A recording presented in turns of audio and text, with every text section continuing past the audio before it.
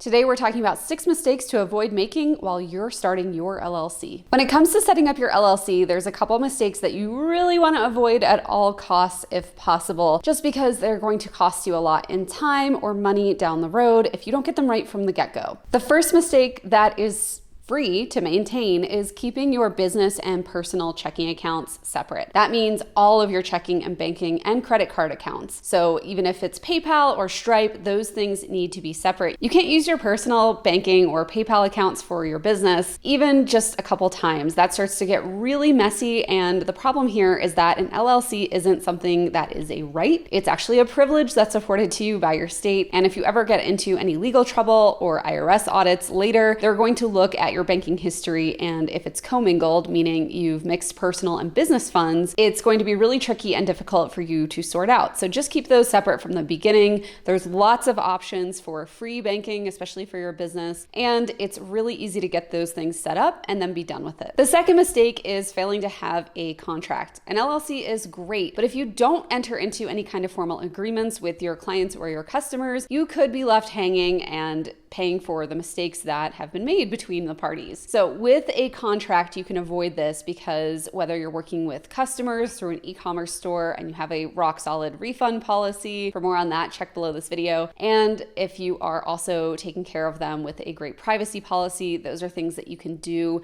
to make sure that you're all legally legit, set up correctly from the start. And if you're working with clients, it's even more critical because typically services cost a little bit more than products, and you could be banking on some serious cash coming in from these clients. We want to make sure that is all locked up through your client contract. Of course, at the contract shop, we have a ton of videos all about how to get your contracts set up and how to use them throughout the course of your business. So just make sure you browse around on this channel and you're subscribed. That way you get all the great info. The third mistake is not having some sort of operating agreement in place, especially if you have more than one person who's owning this LLC. So if you have any kind of business partners, whether it's just you and one other person, you and your mom, you and a friend, you and 10 other friends, it's really important to have that operating agreement in place just so that you know if anything goes south or even if things work out really well, how you guys are going to pay each other out when you have a profitable month or year and who's going to be taking care of what. So for example, maybe your strength is in graphic design, so you're going to be handling all of the social media graphics. That's important to lay those things out generally as you're getting started with this LLC. Of course, these things can grow and change over time, but it's important to have that foundation so that you have somewhere to start from. Operating agreements are also critical to some loans and banking documents. If you were tied up at all in the recent United States SBA loans, they're going to ask for your operating agreements and some minutes. So if you have those right from the get-go, you can get that funding a little bit faster. The fourth mistake is under capitalization of your LLC. That's just a fancy way to say that your business doesn't have enough money. If you don't have enough money coming in, you might do things like bounce checks or overdraft a bank account. And of course, those things are going to cost you money. Plus, it's going to make your contractors or clients or whoever is expecting these payments from you or refunds from you, it's going to make them really angry and upset because they were expecting something and now they're not able to get it. Plus, it could potentially negatively affect your credit or future loans if you need to apply for any kind of SBA loans. So you just want to make sure that you're always keeping enough money in your business bank account to pay your expenses and then also your taxes. Don't forget about those. The fifth mistake is something super common. So this happens all the time. And I think it's just because you guys don't know about it, but entering into contracts as you personally versus your business. I know if you're a single owner LLC, it's really difficult to understand and maybe comprehend the difference between you as a person and your LLC as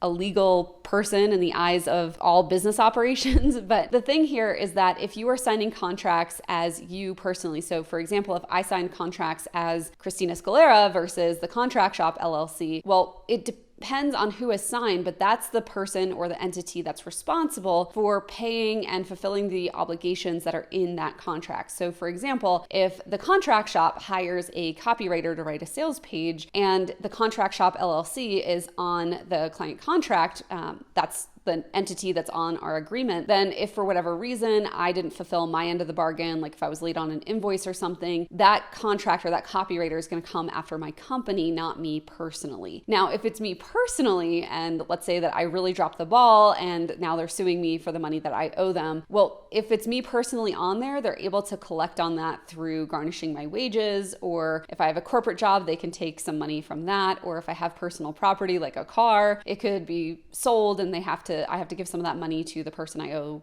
all this money to, because it was me personally on that contract. So it's a really subtle difference between your LLC and you personally if it's just you in the business, but just keep that in mind. So for example, when I sign contracts, I always sign as Christina Scalera, comma, owner, comma, the contract shop LLC, not Christina Scalera.